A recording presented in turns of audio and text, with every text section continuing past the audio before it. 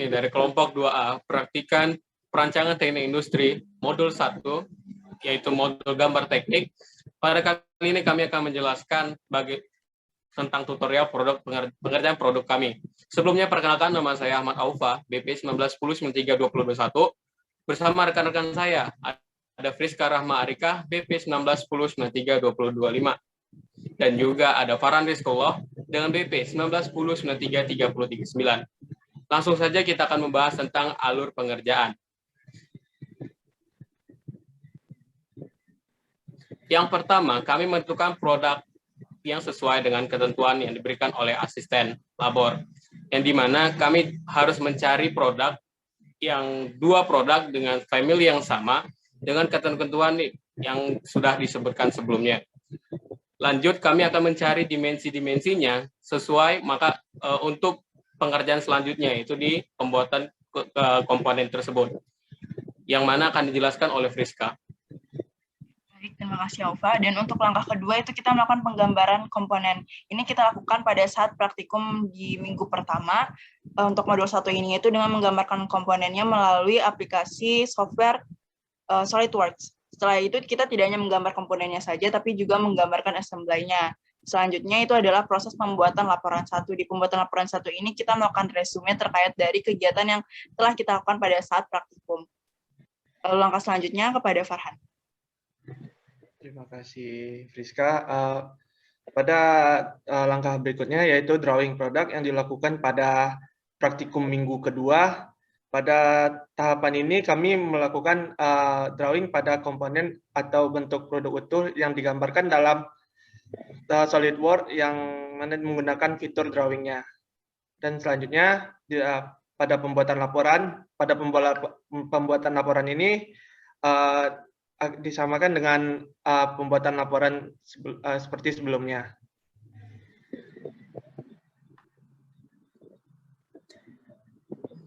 Baik, selanjutnya kami akan menjelaskan tentang bill of material dari produk 1 ini.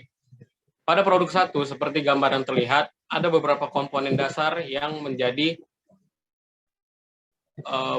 anakan atau hasil jadi produk tersebut. Yang pertama ada komponen base, yang kami hanya butuhkan di sini hanya satu dengan dimensi radius atau jari-jari 4x1, yang dimana kami menggunakan bahan berupa kardus. Lalu selanjutnya pada komponen kedua kami namakan adalah tiang, yang dimana banyak unitnya adalah 1 dengan dimensi jari-jari atau radiusnya adalah 0,4x1, yang juga bahannya terbuat dari kardus. Yang ketiga ada cawan lilin, yang banyaknya juga 1, yang beradius 2,5x3, yang berbahan dari kardus. Dan yang keempat ada cawan bakar atau wax, yang dimana banyaknya unit adalah 1 dengan radius 2,5x3 dan juga berbahan kardus. Yang terakhir adalah skrup, yang gunanya sebagai penghubung antara tiang dan juga cawan bakar. Kami butuh hanya 1 dengan dimensi kedalaman 0,5x5 mm, yang dimana bahannya juga terbuat dari kardus nantinya. Selanjutnya produk 2.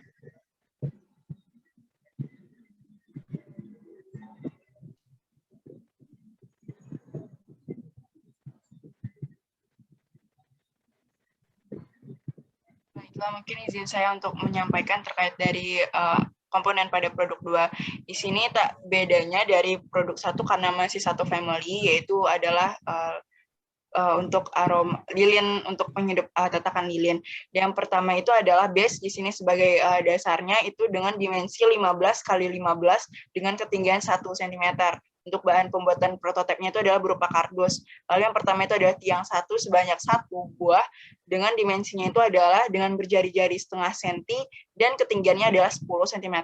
Untuk bahannya pun juga berupa kardus.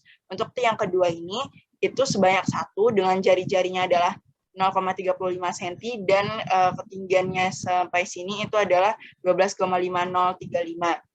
Bahannya pun juga berupa kardus. Lalu untuk cairan pemanas ini sebanyak 1 buah dengan dimensi jari-jarinya itu adalah 5 dikali dengan 3 di sini maksudnya itu nantinya akan ada 3 penjajaran seperti itu, dan bahan pembuatannya adalah kardus. Lalu yang terakhir itu adalah skrup yang untuk mengaitkan antara tiang 1 dengan tiang 2 dengan kedalaman 0,5 dan banyak spiralnya itu adalah 5. dan bahannya itu adalah berupa kardus.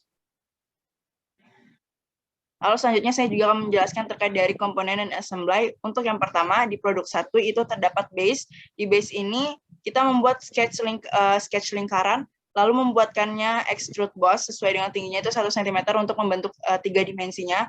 Lalu untuk membentuk di sininya kita melakukan 3 gambar lingkaran untuk di sebagai itu adalah penyangga tiangnya, dan lalu kita extrude cut sedalam 0,75.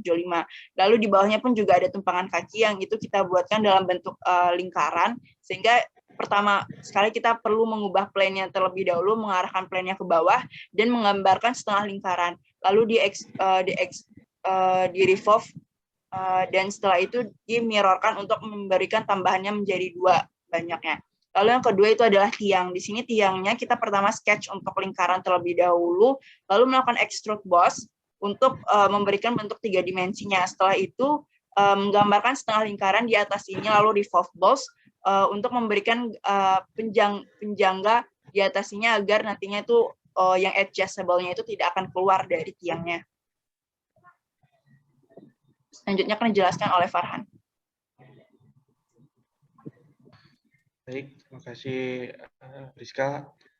Pada komponen berikutnya yaitu cawan lilin, yang mana pada pembuatannya kita membuat sketch lingkaran, lalu melakukan extrude boss, dan berikutnya menggambarkan lingkaran di tepi pada komponen yang sudah di extrude boss tadi, lalu lakukan extrude cut dan membuat tumpangan pada kakinya. Pada komponen berikutnya yaitu tiangnya, yaitu kita akan membuat sketch lingkaran terlebih dahulu, lalu kita melakukan extrude boss, dan terakhir kita akan melakukan extrude cut.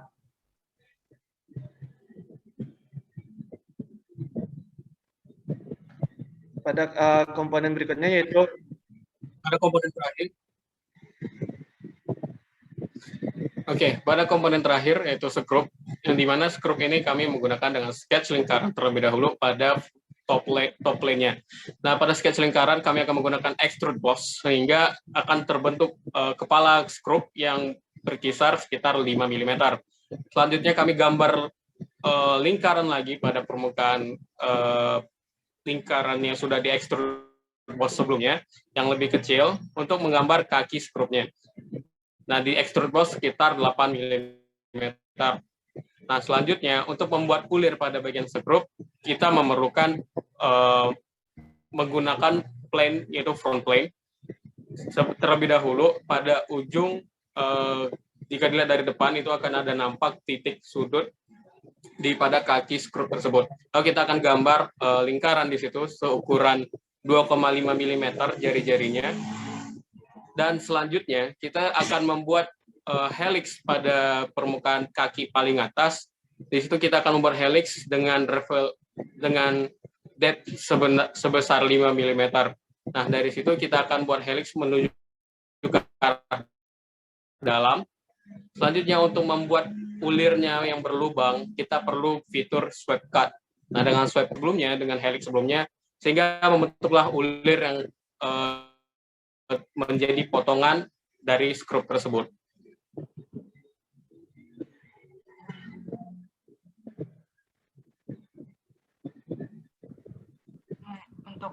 Selanjutnya adalah produk 1 atau assembly dari produk 1. Nah, di sini kami menggunakan fitur mate karena untuk menggabungkan keseluruhan, baik dari base, baik dari cawan lilin, baik dari cawan pemanas, baik dari tiang dan skrup, kami menggunakan fitur mate untuk keseluruhan. Yang perlu diperhatikan di sini ialah mate apa yang harus kita gunakan pada saat menyatukan tersebut. Misal contoh, pada saat base dengan tiang harus menghubungkan mate pada lubang yang ada di base dengan kaki atau permukaan bawah pada tiang. Dengan demikian tiang tersebut tidak akan berpindah-pindah lagi dan tidak akan bisa bergerak bebas naik turun untuk tembus dari base tersebut. Selanjutnya kita juga bisa meletakkan cawan pemanas pada tiang, sebagaimana pada permukaan terluar tiang kita masukkan pada lubang yang ada di cawan pemanas. Selanjutnya kita tambahkan skrup di sana agar bisa terlihat lebih nyata bahwa itu akan mengganjal cawan panas pada tiang. Lalu terakhir kita bisa tempelkan saja cawan lilin pada di atas base.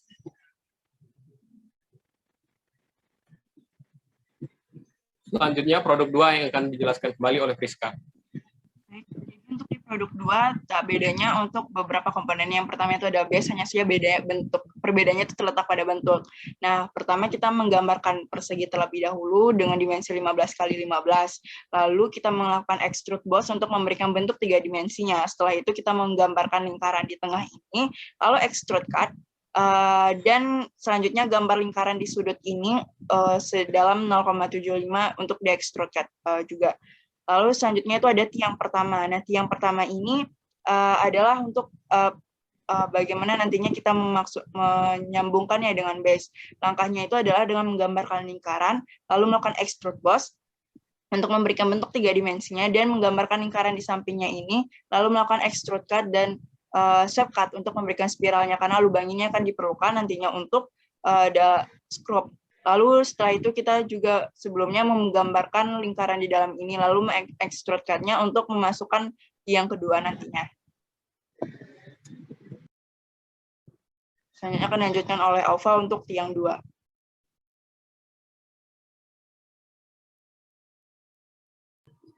Baik, selanjutnya untuk tiang 2, ini proses pengerjaan cukup simpel, yang dimana kita memerlukan dari top plane untuk membuat lingkaran kecil atau diameter untuk tiang 2 tersebut.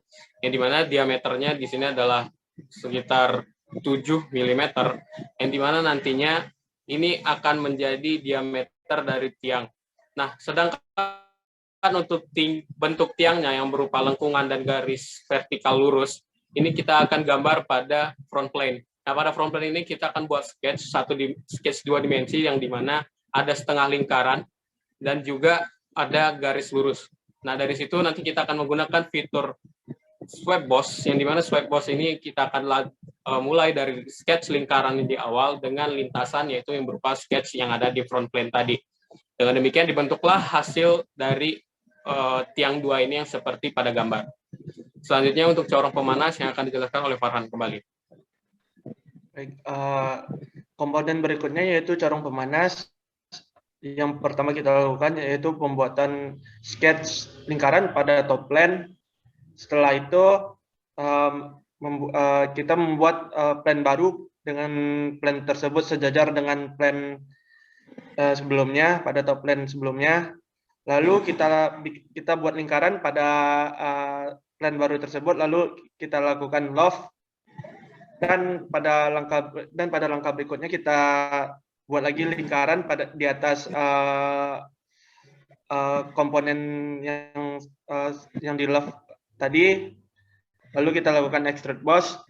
Setelah itu kita bikin lagi lingkaran dengan diameter yang lebih kecil, lalu kita lakukan extrude cut pada di atasnya.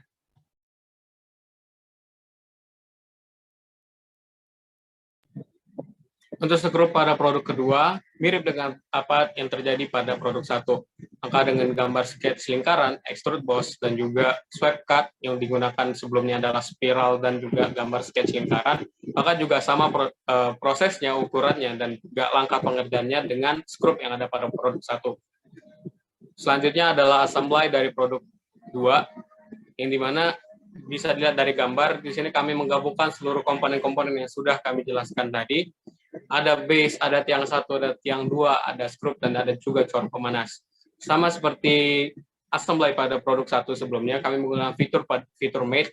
Yang harus diperhatikan kembali ialah permukaan-permukaan mana yang harus di-mate-kan agar tidak ada terjadi perubahan dan pergeseran pada saat kita apabila ada gerakan diinginkan. Nah, di situ juga kita harus memperhatikan lagi arah-arahnya sesuai dengan produk yang aslinya. Misal pada arahnya yang tiang 1, tiang 2 ini harus menghadap, kalau dilihat dari atas harus sama dengan posisinya dengan lingkaran pada yang ada base. Sehingga dengan demikian bentuklah bentuk yang pas dan sesuai, sehingga nantinya diletak lilin pemanas pada base itu akan langsung terkena oleh lampu dari corong pemanas tersebut. Lalu untuk drawing, secara singkatnya untuk semua proses dari drawing itu sekiranya sama, yaitu kita tinggal membuka untuk fitur drawing. Yang kedua, lalu kita mengattachkan untuk semua dari komponen itu satu persatu. Lalu memberikan ini, lalu kita atur dulu untuk tampak-tampaknya seperti yang ini adalah tampak dari atas, lalu kita geserkan ini adalah tampak dari depan dan ini adalah tampak dari samping. Setelah itu kita memberikan ukurannya dan juga toleransinya. Toleransinya ini berdasarkan ukuran yang kami referensikan dari buku Takeshi 1. Lalu tak lupa pula untuk pengaturan dari kepala gambarnya. Di sini kita menggunakan ada skala 1:1, satuannya berupa milimeter, dan tanggal pengerjaannya. Lalu ada di sini memberikan label yang menggambarnya. Kelas, lalu di sini kami memberikan kelas yaitu PTIA dan diperiksa oleh asisten pembimbing kami yaitu ada Uni Soraya Salma Zaira dan Uda Jeffrey Andre Dwi Putra. Lalu di sini adalah pemberian namanya, itu adalah base produk 1. Ini adalah penomorannya, dan ini adalah jenis kertas yang kami gunakan. Dan untuk proyeksinya itu adalah kami menggunakan proyeksi Amerika, di mana proyeksi Amerika ini memberikan 3 tampak. Dan untuk lokasinya itu adalah dari labor LSP, labor LPSKE, dan LBM. Sekiranya pun tak ada bedanya untuk dalam hal drawing lainnya, begitu juga dengan tiang. Untuk tiang, di sini kita memberikan dimensi dan juga toleransi. Perlu diperhatikan pula untuk cara pemberian dimensinya, yaitu ada syarat-syaratnya yang kita berdasarkan referensi dari buku Takeshi 1. Mungkin untuk kelanjutannya itu ada pada yang membedakannya itu adalah mungkin pada assembly. Di assembly ini pun sebenarnya pun jauh pula bedanya itu dengan cara meletakkan komponen kita yang sudah diassemblykan tadi itu ke dalam bentuk drawing, lalu pemberian dimensinya dan pengaturan letak dimensinya yang sesuai dengan aturan yang ada, dan juga pemberian toleransinya. Tak lupa pula untuk kepada kepala gambarnya. Lalu mungkin untuk yang bagian dari drawing 1 terkait dari bill of material boleh dijelaskan oleh Alfa.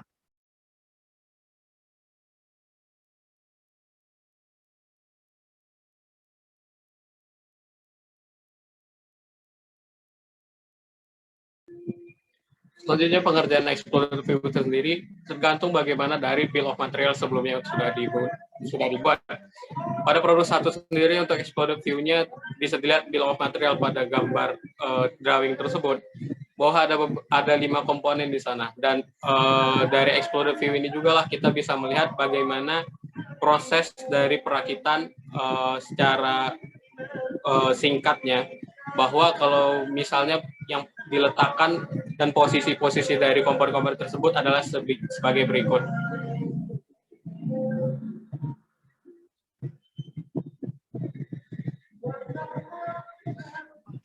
Dan juga pada drawing pada produk 2 tidak ada perbedaan sama sekali, tidak ada perbedaan secara signifikan pada drawing yang ada pada produk 1, baik dari gambar komponen-komponen maupun assembly maupun exploded view-nya.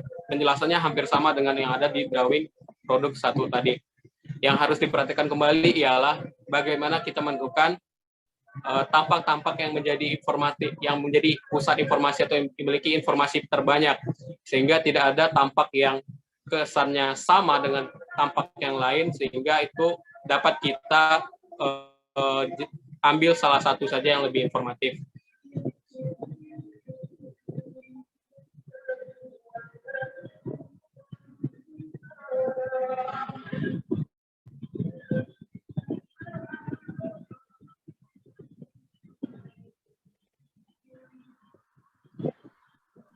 Assembly drawing pada produk 2 ini mungkin dapat dijelaskan secara ringkas oleh Farhan.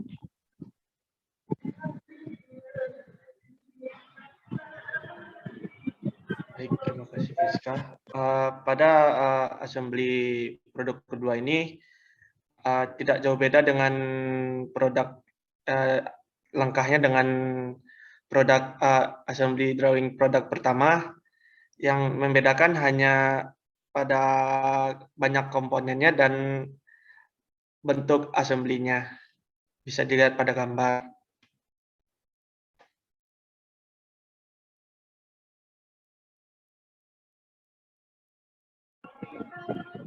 Sekian penjelasan dari kami mengenai proses pengerjaan kami selama modul 1 gambar teknik dari kelompok 2A.